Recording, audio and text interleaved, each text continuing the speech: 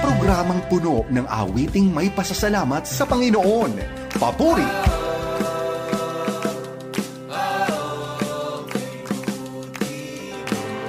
Sa himpilan ng 702 DZAS, FEBC Radio TV, agapay ng sambayanan. Dahil sa pag-ibig mo, buhay ko ay nagbago. Tanging pangako niya'y panghawakan mo.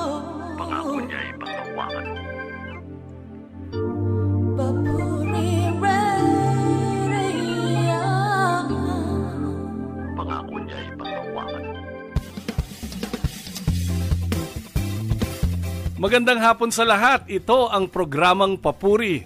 Mapapakinggan ninyo hanggang alas 6 ng gabi.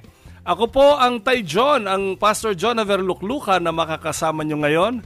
Hatid po namin sa inyo ang musika at inspirasyon. Dito lang yan sa 702 DZAS FEBC Radio. Alam nyo po, mapapakinggan po ninyo kami sa radio sa pamamagitan ng online streaming ng febc.ph. Maya-maya mga kaagapay, ilang oras na lamang ay Papuri 25 album launch and concert na. Mamaya na po ito, 7 ng gabi hanggang alas 9 ng gabi sa CCF Center, Frontera Verde, Ortigas Avenue, Pasig City. Alam nyo po, tampok ang mga bagong original songs mula sa mga composers and artists kasama ang FEBC Philippines 75th Anniversary Theme Song, Bawat Tagumpay, Ikaw ang Nagbigay. Pero syempre, bago ang concert na yan, exciting din ang episode natin today dahil hindi po ako nag-iisa ngayon. Makakasama at makakakwentuhan natin ang ilang composers at interpreter ng Papuri 25 album. Ayan. Narito, kaagapay, ating i-welcome sina Jonathan Manalo, si Toy Polo, si Bong Imperial at syempre si Dia Dizon, no? Nako, excited tayong lahat, no? At ngayon pong araw na to siguro ay unahin nating pabatiin, no? Malaman natin ang konting background kung kailan nagsimula ang involvement nila sa Papuri Music Ministry. Unahin natin ang The Only Rose Among the Thorns, si Dia Dizon. Yeah, Dia Dizon actually. Teka muna, hindi naman to by age, di ba? Hindi ako pinakamatanda dito, ha? Just to let you know. Hello, my name is Dia Dizon. Ako po ay nag-start ng bata pa ako, nakikinig na ako ng Papuri at kumakanta ng Papuri songs. And na-involve ako sa ministry ng Papuri when I actually auditioned for Batch 4. Ang teacher namin si Kuya Romy pa noon. And then, I actually got involved also sa ministry ni Kuya Ricky Sanchez when nagkaroon siya ng album for praise and worship. It's called Magsaya Mag-awitan. That's my start with Papuri. And also, of course, Papuri USA, I started 2002. So that was like 21 years ago. Yeah. Hindi po ako pinakamatanda. Mamaya marireveal kung anong mga year tayo nagpasukan. So, alam ko, kabatch mo ba si Mario Laharca? Kabatch siya ng kakambal ko na si Deo Dizon, Deo Agustin. Pero ang kabatch ko po is si Danny Huat and Monica Doroteo. Opo, yan, yung mga kabatch. Kaka-birthday lang ni Monica. Happy birthday, Monica. Ayan, siguro pakinggan naman natin ang istorya ni Bong Imperial. Kuya Bong. Hello, hi, yes. Ako naman, ang involvement ko with Papuri, nag-start yan. One time kasi na-invite sila Ate Maru, Kuya Romy sa isang church sa LA. And I was also there. I also sang one song. So after the concert, ni-invite ako ni Ate Maru to join Papuri USA nga. So from then on, dire-diretso na. 2000, I think that was 2002. I think we were 1 week apart or 2 weeks something apart. like that. Yeah. So that's how I started. Pero actually part ako ng batch 1 Batch 1. sa audition. Yeah. That was 1988. Yes, mga ganun nga. Sabi ko sa iyo, Daya, marireveal mamaya-maya yan. Pero 10 years old lang ako noon. Wow! No! Hindi, biro lang. Pero yun, grupo naman kami noon. Kaya lang, for some reason, hindi kami natuloy. Pero, yeah, it was a fun experience din sa amin. Mm-hmm. Ayan, masyadong alam ko kung bakit hindi ka natuloy. Masyadong napaka-demanding ng training, no? Nung ating mga Actually si Bong ay 1988, ako 1989. Kaya sabi ko marireveal lahat yung mga batch to kami. So, bali nung time natin, hindi ko alam kung inabot ni Daya yon na 6 months training. No? Yeah. So, months training. Ayun, so pati pala hanggang batch 4, no? Kay Kuya Romy, 6 months training. Yun, so, narinig natin si Kuya Bong Imperial, no? At syempre, unahin na natin muna si Kuya Toy Polo, no? Paano naman yung involvement mo sa Papuri? Yun, so, unahin ko yung kwento nung yung nanay ko po kasi, mahilig po siyang makinig kila Chuck Swindoll, John MacArthur, kay ano pangalan ni Pastor Stanley, tapos si Ray Ortlund. Charles Stanley. 8 p.m. hanggang I think 10 p.m. po nung gabi. Araw-araw po yun nakikinig siya. So in a way, during that time, parang I was held hostage sa bahay. Siyempre dinner time. Tapos, yun yung parating napapakinggan namin gabi-gabi. So, syempre, dahil sa naging routine yun, pumasok sa akin yung words ni God, and na-encourage din ako eventually to listen in. Kahit sa sasakyan yun yung pinapakinggan niya. And nakita ko yung testimony ng 702 DCAS, how God has worked sa buhay ng nanay ko through the ministry of 702 DCAS. Nagpapadala sila ng mga libreng mga reading materials. Tapos yung at least half ng library nung nanay ko, mga bigay ng 702 through the ministry of 702 DCAS. Then which eventually led me to listen to other programs nung 702 DCAS at that time. And, that led me to Papuri music. So, not knowing na meron palang gospel songs na original, kasi napapakinggan ko lang yung mga from the States. And then, yung time na yun, I would say na yung naging foundation nung music ko in terms of, gospel music and writing. Doon siya nagsimula dahil ang ganda ng combination nung by God's grace, because of yung ministry nila Chuck Swindoll, John MacArthur, and yung ministry ng Papuri, nagkaroon ng combination ng music and yung word, which I think launched me dun sa pagsusulat. And then yung I think, Jonathan, would you say na yung Papuri 17, yung para nagkaroon ng sort of paradigm shift in terms of yung music production, would you say na doon pa nagsimula yan? Or anyway. From 16. Okay, 16. So, 16.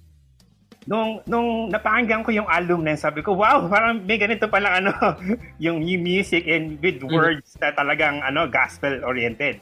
So, sobrang natuwa ako. Doon ako lalo na-expose sa Papuri music. And yung a friend at church encouraged me to submit na song, baka naman sakasakaling makuha. And I think it was yung Papuri 17 na doon talaga ako. Nanood ako noon nung concert yung na Jonathan. The UP Theater. Sa UP. Tapos sabi ko, I prayed hard na sana one of these days, maybe not sa next album, but one of the Papuri albums, I get the opportunity to write for them. So, and then doon na dumating yung Papuri 18.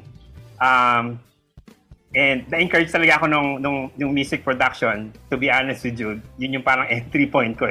Pero as I went along and yung I attempted na magsulat, doon ko na-realize talaga yung importance ng lyrics sa Christian music.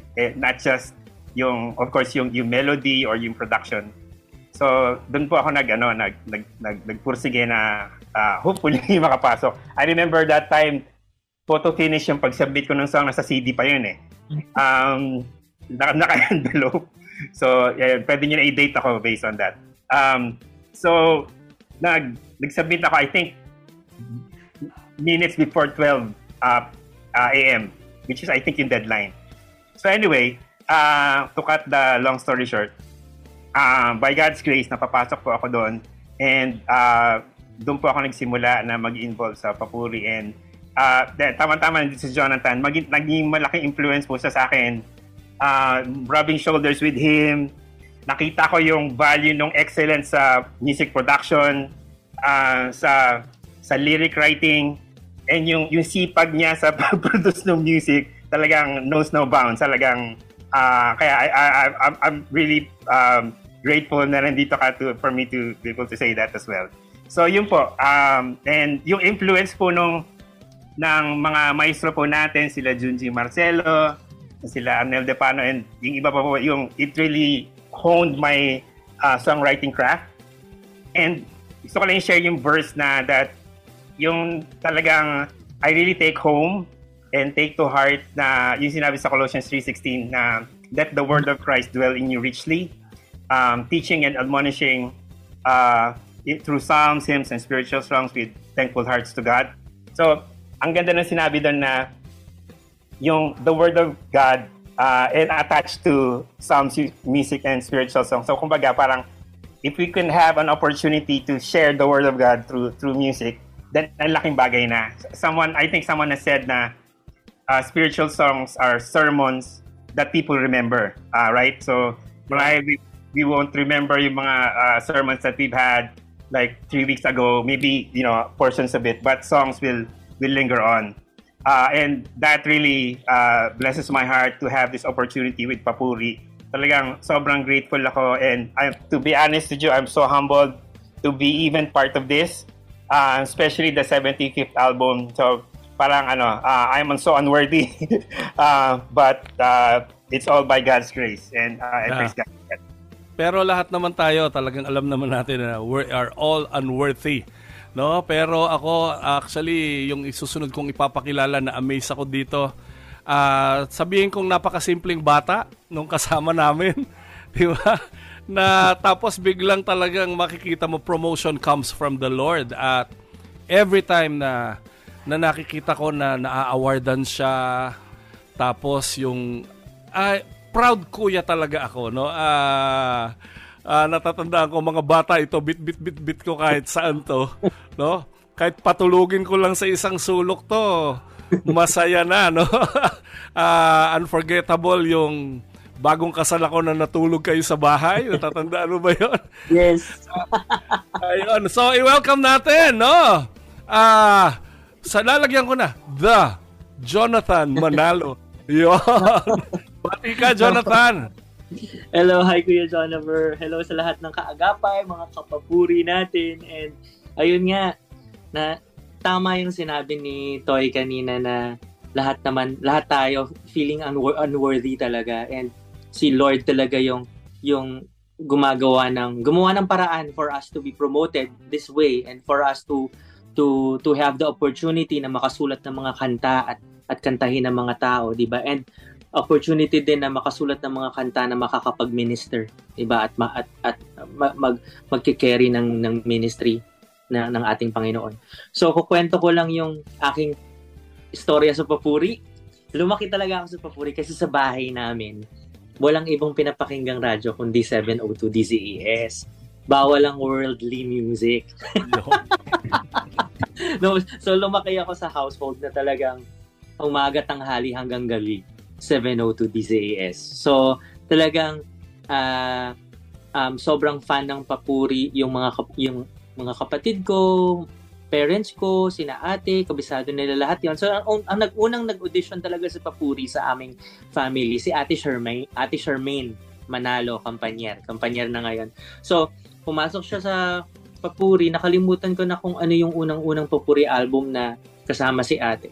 Tapos, yung naging husband ni Ate Charmaine, si Kuya Dennis Kampanyer, is Papuri. I don't know, Kuya Jonaver, alam mo ba kung anong batch si Ate Sham tsaka si Kuya Dennis?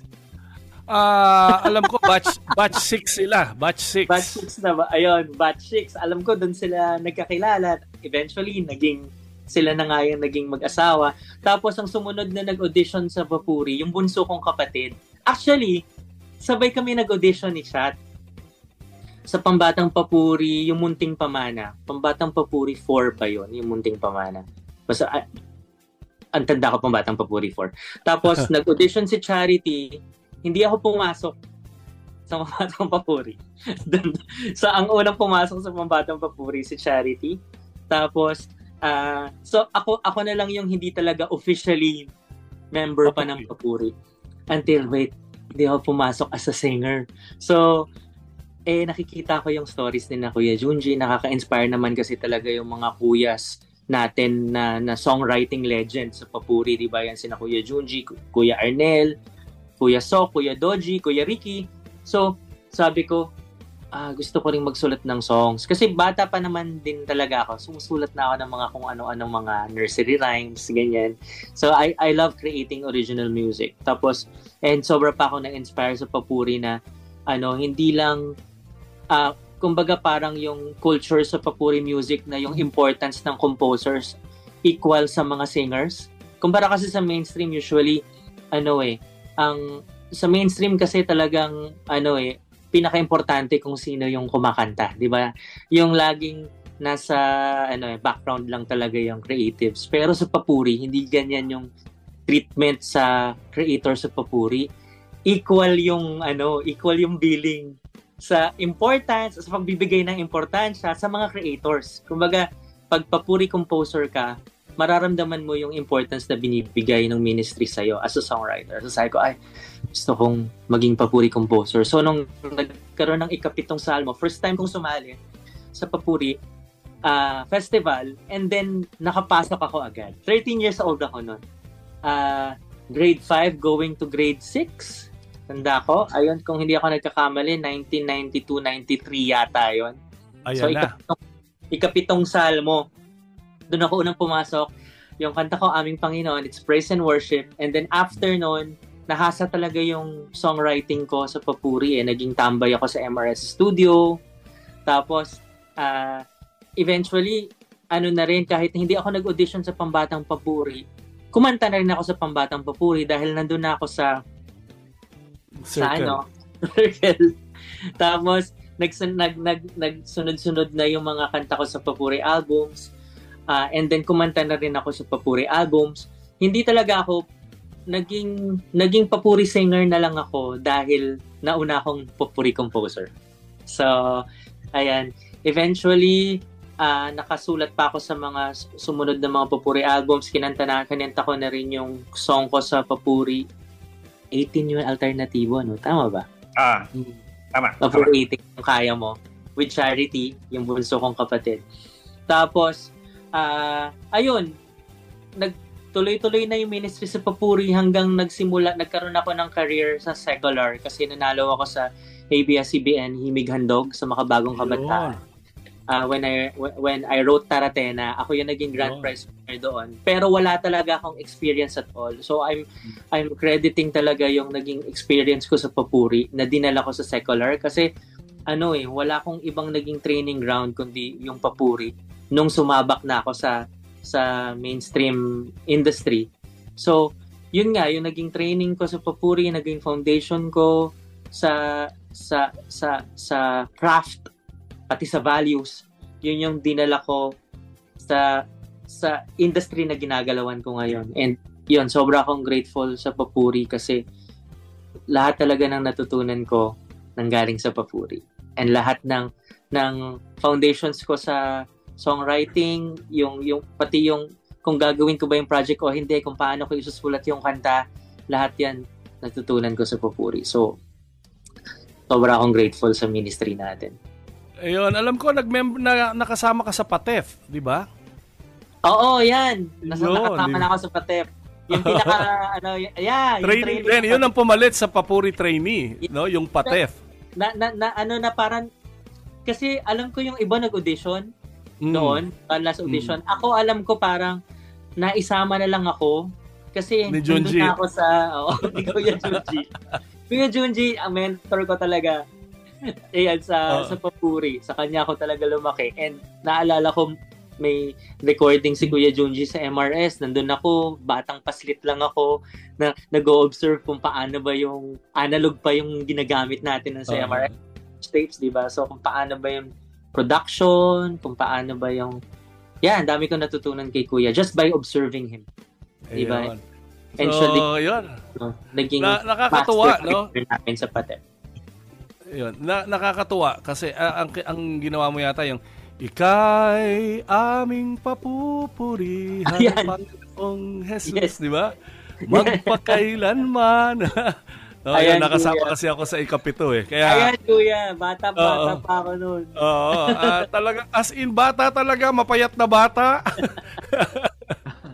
At siguro, bibitinin muna namin kayong lahat, mga kaagapay. We will take a break muna and give ways sa ilang awitin. Binigyan ko kulay itong buhay. Pinawi mo ang takot at ang lumbay. Minahal mo ng tapat kahit di karapat-dapat. Ang tulad ko, oh Diyos, Papuri Radio.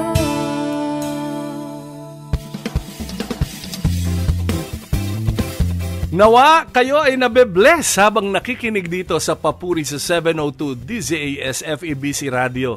Ayos po ba ang mga song lineup natin? Ako pa rin po ang Tay John, ang Pastor John Verluklukan.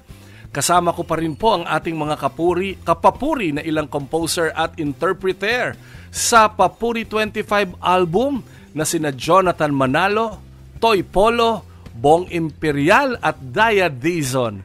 Ayan, pagkwentuhan naman natin ngayon yung inyong experience sa recording, sa paggawa ng mga kanta dito sa Papuri 25. At yun, siguro ay pakinggan natin muna ang Kuya Jonathan Manalo para sa kanyang awiting ginawa, yung Dahil Sa'yo, Para Sa'yo. Kuya Jonathan. Ay, okay. Ay, akala ko tutugtugin pa. Actually, Kuya, sa sobrang, ang dami ko nang naging experience talaga sa industry, sa secular recording industry. Sobrang dami ko na rin nagawang kanta through the years mula nung nagsimula ako sa Himig Handog. Pero ang foundations ko talaga, yun nga katulad ng sinabi ko kanina, Papuri. So, nung tumawag sa akin, nung nag-message sa akin si Khalil, tsaka si Kuya Larry about Papuri 25, kinabahan ako. Sabi ko, ay, iba yung pressure. Kasi iba talaga yung pagpapuri. Yung kahit na, syempre, alam mo na gumagawa ka ng kanta para sa ministry and para kay Lord, di ba? And iba pa rin yung pressure talaga nung papuri kahit na sobrang dami ko ng beses nagawa yung paggawa ng kanta at sobrang dami ko nang nakatrabaho ng mga artist na kinabahan ako kasi sobrang gagaling. Nakatrabaho from Sir Gary to Lea Salonga to Regine Velasquez. Everyone, I've worked with everyone. Pero iba yung kaba na binigay sa akin nung, wait, kailangan mo gumawa ng bagong kanta for Papuri 25. Sabi ko, oh no, anong gagawin ko dito? Kailangan ibigay ko yung aking best, di ba? And gusto ko talagang ibigay yung best ko. So, nakaka-pressure siya and at the same time, ang sarap sa puso kasi sabi ko nga kay Kuya Junji after namin gawin kasi una kong pinarinig yung kanta nang tapos na kay Kuya Junji. Sabi ko, Kuya, pakinggan mo yung kanta ko. Sabi ko, ang ganda. Tapos pinaringgan ko rin sa kanya. Sabi ko, Kuya, ang ganda-ganda ng ginawa mong song. Nakaka-bless. Sobra. And sabi ko, ang sarap ng feeling na talagang ang ginagawa mong song ay para kay Lord, 'di ba? For the ministry.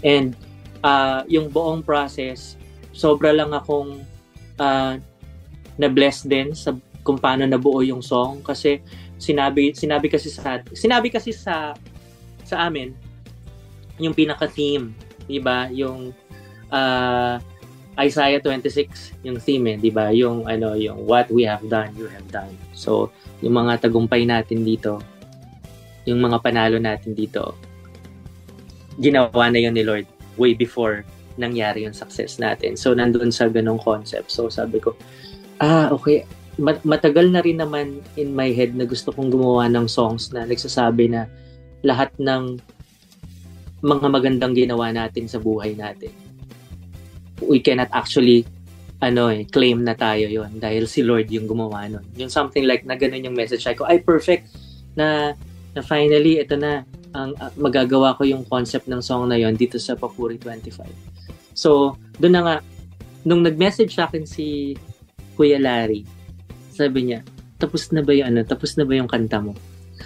Pero hindi ko pa natatapos. Wala pa ako. Hindi ko pa talaga siya natatapos. Pero sabi ko, Kuya, ongoing. Kasi nasa head ko pa lang. Pero pwede bang kunin yung title?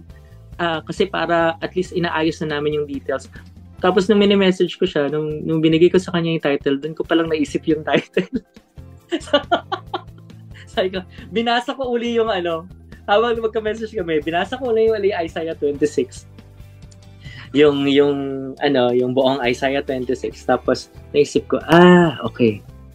So, giving back all the glory and honor to our Lord and Savior Jesus Christ sa lahat ng magandang ginawa niya sa buhay ko, buhay natin. So, dahil sa'yo, ang lahat ng ito, kaya iaalay ko ang lahat ng papuri pabalik para sa'yo. So, sabi ko, okay, magandang title, dahil sa'yo, para sa'yo. Parang, personal song ko rin talaga yon sa faithfulness ni Lord sa life ko. Naiyak ko. Kasi, totoo, sobrang faithful. And, talagang lahat kaya yung first line ng song na yon, first line ng lyrics is lahat ng mga nagawang kabutihan sa mundong ito ay dahil sa iyo, Panginoon. So, totoo yon. That's my testimony sa buhay ko rin na talagang lahat ng mga magagandang nakita ninyo, it's not my doing. Yung sasabihin nila magaling ako, no, hindi ako magaling. It's God who empowered me and gave all of this to me. And naging instrumento lang ako. And yung song na to is a testimony of His testimony ko sa faithfulness ni Lord sa life ko, sa life natin. And alam ko na pagpapalain ni Lord yung mga anak niya yesterday, today, and forever. So, yun yung message ng song. And nakakatuwa na yung mga kapatid ko and si Kuya Dennis, we were able to sing it together. Pati yung pamangkin ko, si Trisha. So, it's a song na kaming buong pamilya yung kumakanta and kanta din namin yon sa pagpapatunay ng katapatan ng Panginoon sa buhay namin as a family. So, ayan, yun yung story ng dahil sa'yo, para sa'yo. So, nakaka-excite. Lahat ng meron tayo ay dahil sa Kanya. So, ibinabalik lang natin ang papuri para lang sa Kanya. Yun, no? Ang sarap tumakbo sa CCF ngayon. Baka mahuli tayo, no? Dahil nakaka-excite, no? Kung paano ipinanganak itong mga awiting ito. So, siguro, pakinggan naman natin si Kuya Toy. Polo, buti na lang kay buti mo. Amen. Grabe. So, every song that I write, especially with spiritual implications, talaga nakakaba dahil first and foremost, you have to be theologically correct, right? You don't want people singing songs from their lips na alam mong hindi naman according to the Bible, di po ba? So yun yung parating pressure sa akin. More than the music is yung accuracy ng theology of the song. So having said that, yung initial, yung unang kwento ko po dun sa pag-develop ng song, I've heard it said na yung one of the most satisfying emotions ay yung having a sense of relief. Kumbaga yung having this sense of happiness, joy,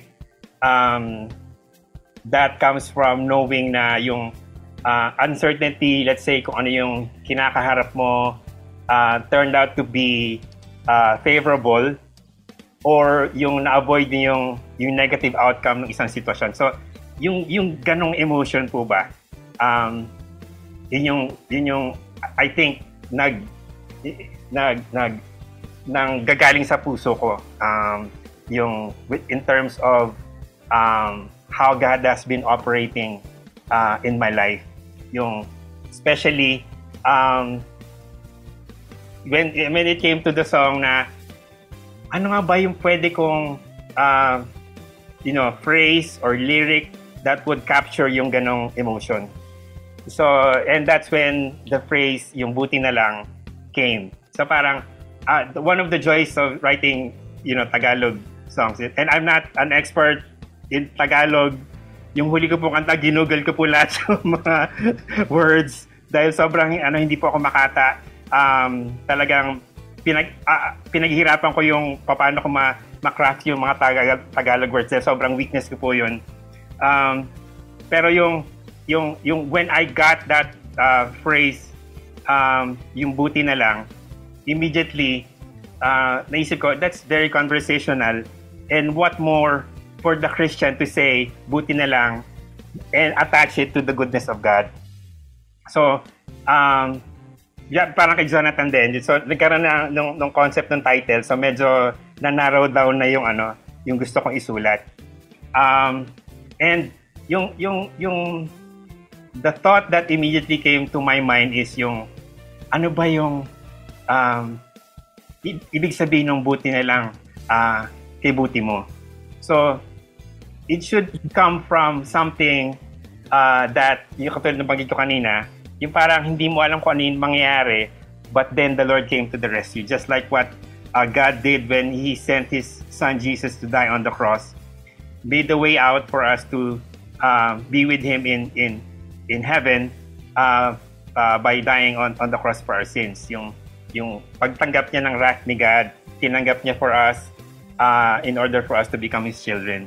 So, yun yung naging parang heartbeat ng song. I always love it when I hear the parable of the lost sheep. Sa Matthew 18, when the shepherd was looking for, the shepherd had 100 sheep, one went astray, but then the good shepherd left yung 99 na sheep na yon in order just to find yung one lost sheep na yon. So, pagdating dun sa chorus ng song, the second part, ang sinulat ko doon, buti na lang kay buti mo, laging tapat at totoo, sa tulad kong isang tupa na nanligaw, hinanap mo. Kung wala ka, Jesus, o nasaan na ako, buti na lang kay buti mo. So, when I was crafting yung chorus na yon, I couldn't reach yung end part na yon, yung rhetorical question na, kung wala ka, Jesus, o nasaan ako. And medyo naluluha na rin ako. Hindi ko siya matapos na, yung kinakanta ko kahit sa acoustic lang, hindi ko siya, yung voice memo ko sa phone, ang daming version na hindi ko tapos I couldn't get past that line and finish that song hanggat dun sa last part na buti na lang kay buti mo.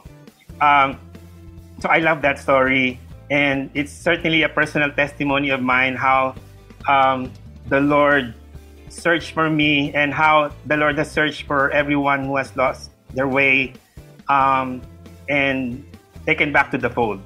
So, yun yung naging craft nung how I developed the lyrics. Musically naman, pagdating dun sa production, I was thinking kung ano ba gagawin ko.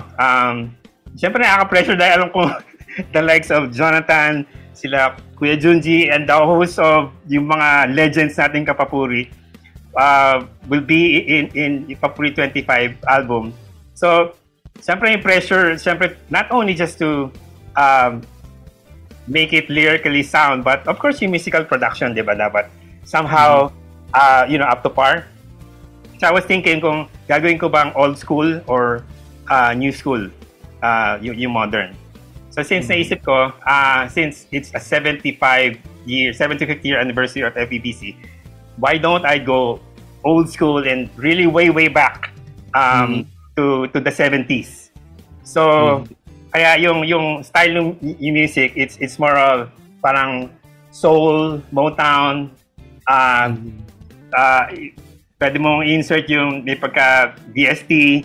So it's yung kumbaga yung the idea was to what would a producer do, how would he arrange the song if he were to travel back in time in the 70s. So kasi nauso na yung revival, di ba? Yung mga old songs natin ni-revive natin to make it more accessible sa mga modern generation. But this literally yung and I would like to credit Paul Armisen genius to parang nag-travel back siya in time to arrange the song the way how an arranger in the 70s would arrange it.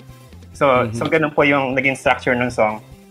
And it's also an homage to the 70 years of FEB ministry. So I wanna go as far back as I could.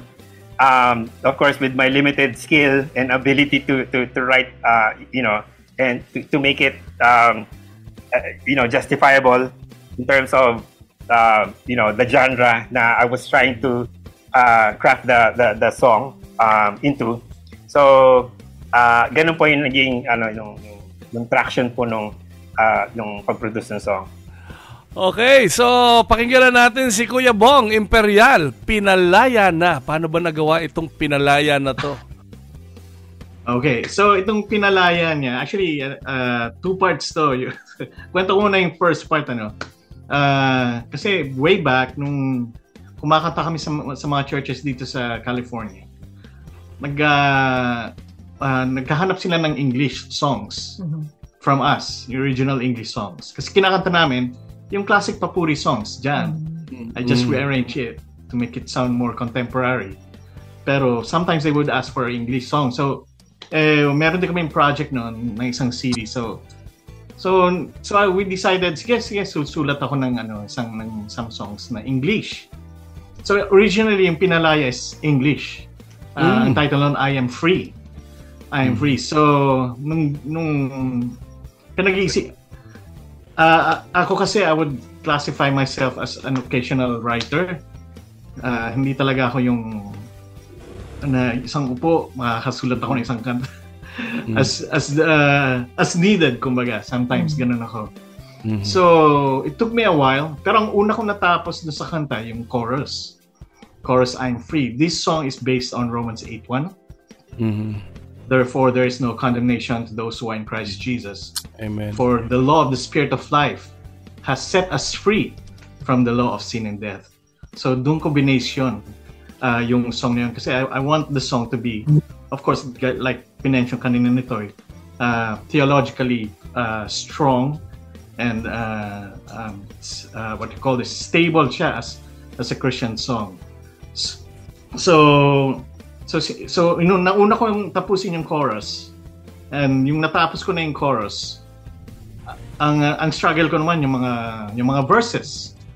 So some questions came into my mind, like paano kung what if the King of Kings never said I love you?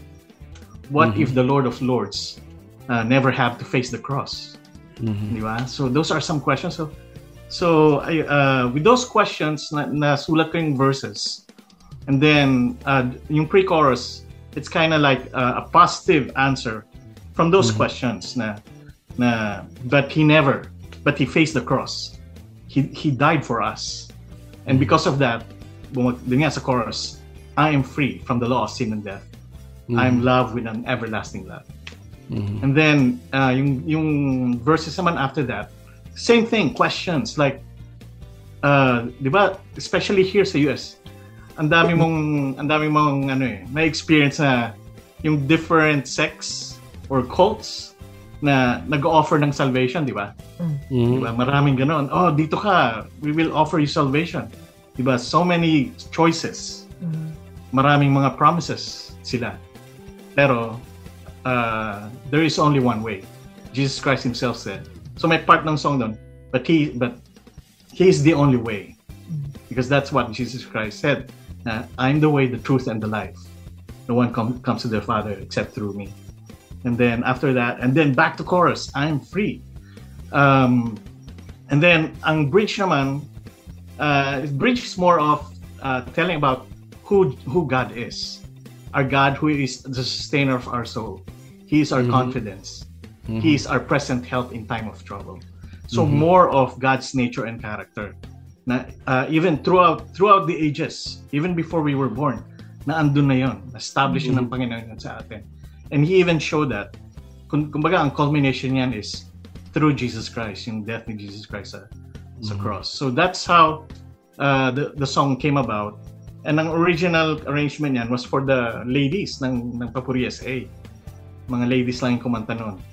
And the genre is sort of parang medyo may pagka-rock ng konti. So medyo upbeat yung song. Ganon. So parang southern rock. Not completely, semi I would say. Semi, yeah. Ganon. And we did a mission trip sa Mindanao, sa Zamboanga Peninsula. Mindanao and Visayas. And Visayas also. So towards the end of the last leg of the trip, Kuya Arnel invited us to meet with him. So nag-meet kami with Kuya Arnel, kasama si Larry and si Ruby. Lunch fellowship lang. And so yun, nag-usap-usap kami. We talked about Papuri USA, yung ministry namin dito, how we have throughout the years supported yung ministry ng FEBC Philippines, and how we also promoted FEBC Philippines sa mga churches dito sa California. Not just California, but the whole US. So anyway, sabi ni Kuya Arnel, hey, why don't we have them join Papuri 25? Yes. So we never expected that actually. Nakauwi na tayo nung i-invite niya tayo, sinabihan niya tayo. Hindi, nandun pa tayo sa restaurant. Oh. He told Larry, sabi niya kay Larry. Yeah, it's an idea. So, sige, let's pray about that, kumbaga. So, anyway, pagdating namin dito, kasi we have some scheduled concerts. So, it was only 3 weeks before lang submission. Yes. Due of submission. 3 weeks from the time that we got home. Yes. But within that 3 weeks, after 2 weeks, we have a concert. Yeah. So sabi ni, we communicated to Kuya Arnel and Larry na maybe we'll just join next year kasi puno na kami, masyadong busy. We might not have time to write a new song and arrange it and rehearse it and record it. And then I actually messaged Kuya Arnel saying, Kuya Arnel, our songs here, our original songs are English, not Tagalog. So sabi ni Kuya Arnel, sige, padala niyo sa akin yung mga songs niyo and we'll try to translate that sa Tagalog nga. Yes. So, yun nga. So, we sent him at least 2 songs. 2 songs, yeah. Pero he chose yung yung I Am Free. So kaya naging pinalaya niya. This song is not just my testimony. It's actually our testimony. All of us. Kasi before we came to know Christ, we were not free. Wala tayong pag-asa, di ba? That was my fear before I became a Christian. Na I'm afraid I'm not gonna go to heaven. Pupunta ako sa impyerno. But because of Jesus Christ, nawala yung fear na yun. Talagang nawala. And because of Jesus Christ, new hope, new life ang what I found. And because of that, that's why we're doing this. That's why we're serving the Lord through in the church and also through FEBC. Right. Yun, so kaya nga yung kanina nasabi ni Kuya Bong na no condemnation. Ayan, no? Talagang at siguro pakinggan natin konting kwento ni Daya patungkol dun sa recording. Ano ba, na mabilis lang ba na record dahil alam nyo na yung tono from English to Tagalog, o nagbalubaluktot ba yung mga Tagalog nyo habang nire-record nyo to? Sige nga, konting kwento, Daya. Lahat kami actually, hindi naman namin, the English version was good, but when we sang the Tagalog, parang mas feel namin kasi it's in our own language, right? So pag kinakanta mo yung kanta in your own language, it gives it more mas heavy yung meaning sa'yo, diba? Mas deep. And then and it was very comfortable kasi alam na namin yung kanta, and then meron lang a little bit of changes, but we are familiar with the song. There's actually 6 of us that actually sang it. We have gone through groups, a lot of people dito sa Papuri USA. But this time, ang nag-record nitong Pinalaya niya is Kuya Bong Imperial, who is our baritone, bass, tenor. Danny Fernandez, who is our bass. Heather Fernandez, which is who is married to Danny, who is a soprano. Me, soprano as well. Noemi Huwat, who is also a soprano. She is Danny Huwat's wife, the late Danny Huwat. And finally, Trian Madukdok, who is our coordinator. She is our alto. So, 6 lang kami. Actually, ang nahirapan lang si Danny. Yeah. Kasi si Danny, lumaki siya. Second generation yun eh. Dito lumaki. So, nababaluktot niya yung mga taga. Nahirapan siya taga. But it was good. Pero nakuha naman niya. Eventually. Pero that was a fun recording then. Yeah. Yun. So, excited na tayong lahat, no? Yung mga hindi nakikinig ngayon sa ating Papuri program, mamaya pa nila maririnig to. Pero tayo, masasampulan na natin to. Pakinggan natin.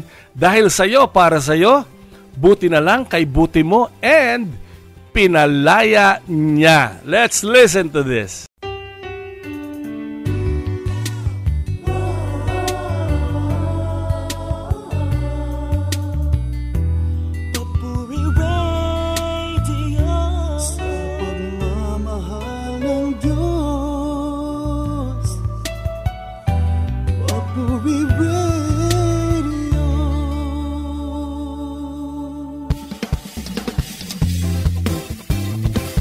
Napakaganda ng mga awiting narinig natin, no? Nawa kayo ay nabe-bless habang nakikinig dito sa Papuri sa 702 DZAS FEBC Radio. Kumusta yung mga song line-up natin, no? Puro mga sariwang-sariwa yan. Narinig natin ngayon. Mamaya gusto nyong makita, mapakinggan ng live dyan po sa CCF, no?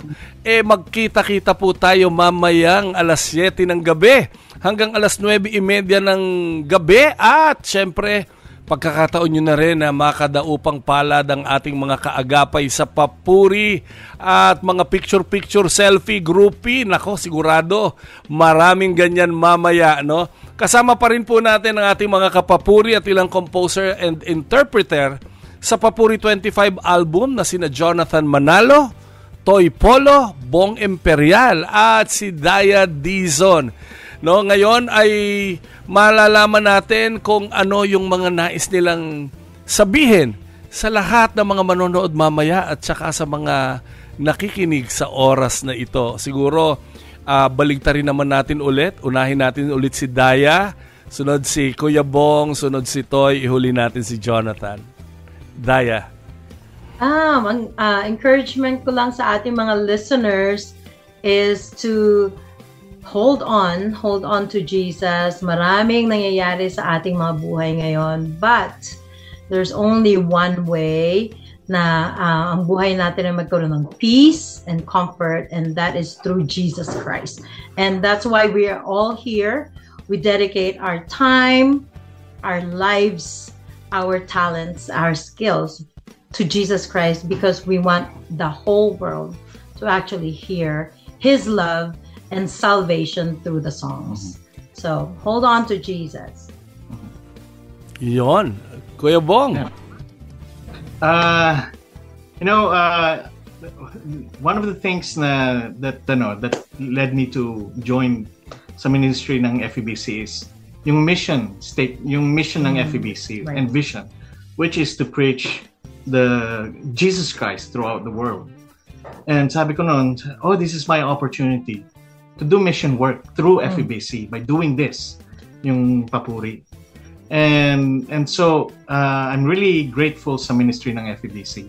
And it is my prayer that the Lord will continue to bless at mag-thrive pa ang ministry ng FEBC in spreading the good news of Jesus Christ. Kasi He's our only hope. He's our only salvation. No one can go to heaven except through Jesus Christ. So these songs na sinusulat throughout the years sa papuri, very special to, di ba? Kasi nga, these are stories of our testimony, how we became Christians and how the Lord showed His faithfulness sa buhay natin. And it's our responsibility to share this to the world through music. And I thank God for the ministry, and I pray that yung papuri ministry will live a longer life pa, especially dyan sa Philippines. Yes.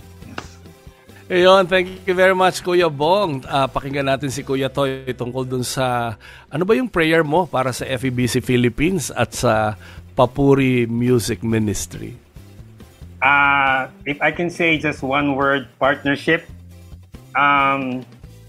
Sa mga kapatid po namin sa Panginoon, kayo po na nakikinig, kami po mga kaagapay, we are not writing these songs, singing these songs, producing these songs just for the sake of, for the music itself, but we have a mission to reach the lost with the message of Christ. Yun nga po yung mission ng FEBC nga po, di po ba yung sharing Christ to the world through radio. And the songs that we have painstakingly crafted and produced for everyone, it's not just for people to hear and see how good the songs are, but for them to be able to receive and have an opportunity na masyaran ng gospel through music and through radio and in every ministry ng FEBC. So, I think yung encouragement ko, particularly sa mga partners po natin, is to be, ambassadors for Christ. And spread the word, right? That people know that there is a radio ministry where positivity is always paramount. Yung good news parating share with all the negativity in the world. Makakaasa po sila na panay good news ang maririnig po nila sa stasyon po ng DCAS, with especially the good news of salvation. And again, I would like to thank FEBC, DCAS, and Papuri for this opportunity. It's all by God's grace. I'm part of Papuri 25 and witness yung growth po ng ministry ng FEBC DCAS throughout the years, and just to play a small part in at least writing a song is an absolute honor for me that I will cherish for a lifetime and throughout eternity. Pakinggan natin ang Kuya Jonathan Manalo. Hi Kuya. Ayan, ang encouragement ko lang sa ministry natin, sa Papuri, sa Far East Broadcasting Company, 702 DCAS, na ipagpatuloy natin yung ministry and yung blessings ni Lord. Nakikita naman talaga natin yung anointing niya nagflow sa ginagawa natin dito sa ministry. And I pray for more provisions and yung patuloy na pag-sustain ni Lord sa ginagawa natin dito sa ministry. And ang gusto ko lang i-share na related dun sa song na ginawa ko sa mga kasama natin sa ministry na somehow baka may struggle na pinagdadaanan o may mga challenges sa buhay ngayon na kinakaharap. Lagi lang natin tandaan, basahin natin yung sinabi ni Lord sa Isaiah 26 na what we have done, He has done. So kung ano man yun, tandaan natin yung mga times na nagtagumpay tayo sa life. Lahat yun ginawa ni Lord for us. And kung ano man yung pinagdadaanan natin ngayon na struggle sa buhay, tandaan natin na ang dulo nito ay tagumpay dahil ipinanalo na ni Lord yung success natin bago pa natin ito matanggap. So ayan, God bless all of us, and naway mabless po kayo sa mga bagong songs na ilalabas natin dito sa Papuri 25. Ayun, so mag-ready na tayo para sa ating panonood ng konserto. Mamaya-maya lang. Muli mga kaagapay, atin pong nakasama ang ating mga kapapuri na ilang composer at interpreter ng Papuri 25 album na sila Jonathan Manalo, Toy Polo, Bong Imperial at Daya Dizon. Nagpapasalamat kami sa inyong panahon na nagkaroon tayo ng kwentuhan dito sa Papuri program. We will take a short break at magbabalik pa po ang programang Papuri.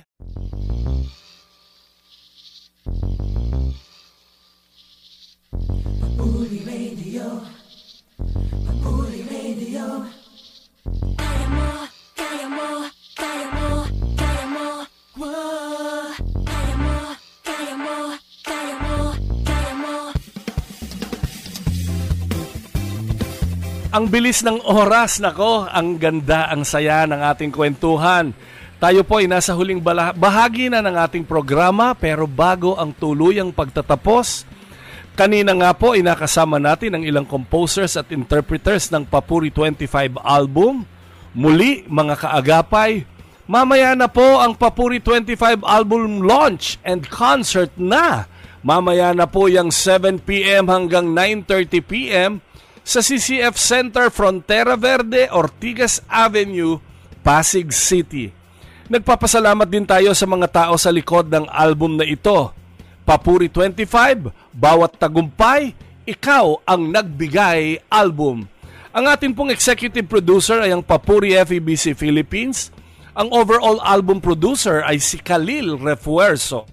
Ang project manager natin ay si Larry Ilagan at ang project overseers Andrew Cura at Luis Miguel Castillo.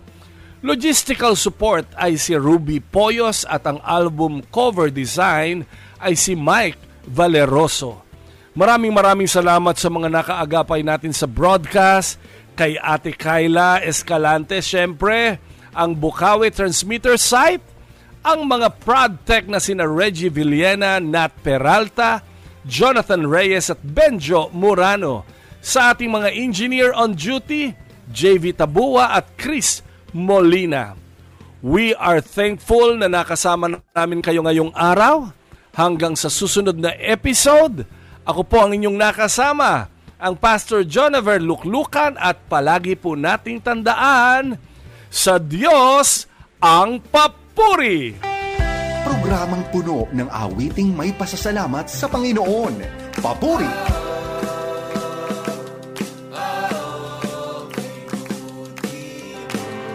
Sa himpilan ng 702 DZAS, FEBC Radio TV, agapay ng sambayanan. Dahil sa pag-ibig mo, buhay ko ay nagbago. Tanging ikaw lamang papupurihan